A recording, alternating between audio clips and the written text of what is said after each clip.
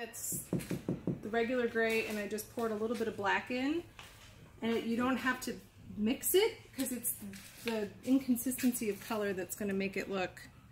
So I just threw some on top. So the first, with the gray base, I'm just taking this brush, and it kind of, you want it to be a little messy and a little bit, you know, not, and you just kind of get, the point is to have it look,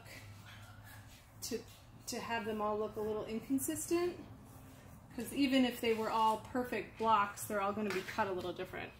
So the first step is to just go around the edge of the blocks and to leave some of the middle that we've worked on.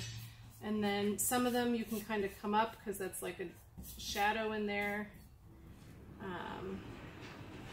And again, if the color's not consistent, that's kind of what you want. So you're going around the edge, but you're not making a perfect thing around the edge. You're just doing, you know, and some of them will have like more over here.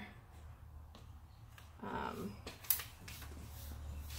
down here, and if you leave a little, some of them you might want a little bit here, but you don't want to, it might even help to have one person not do all the ones in a row, like do this one and then this one and then that one and then switch, and that way if one person kind of has their own style, the other person's will look different, and that's what you want. I like that idea. But you don't want them all to be the same right next to each other.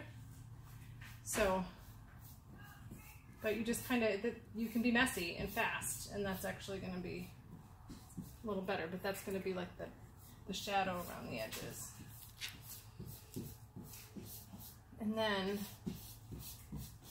And then I'm not even switching brushes, but I mean, you could have one person do the dark and then the next person do the highlight, but then for the highlight, you're just doing real light, and it's actually, you can, well, I guess you could do it right after because then they mix a little, but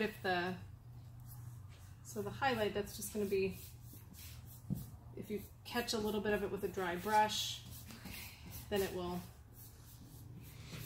kind of look highlighty.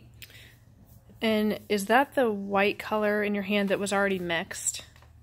I found you found it? Okay. It's what we used on so I know then that is a mix of sepia 1 and 2. Okay. It's mostly sepia 1 because you can see it's mostly white, but I know that it has just a little 2 in it. It's what we used on the sky. Okay. So you don't want it to be, again, you don't want any of them to be too perfect or too alike. But just a little bit, and you don't have to paint the whole square either. You're just adding a little bit here and there so that it looks,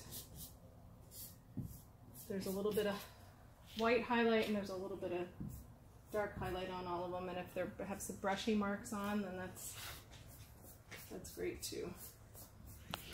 Okay. And when they're all gray, then we can go back and put a little bit of moss in, but I think let's get it gray and white first, and if we have time for moss. Agree. Let's focus on gray and white, and if somebody wanted to come through and do a little bit of black in between to make it look a bit fits, there you go. Yeah. That's my plan. I'm sticking to it. Beautiful.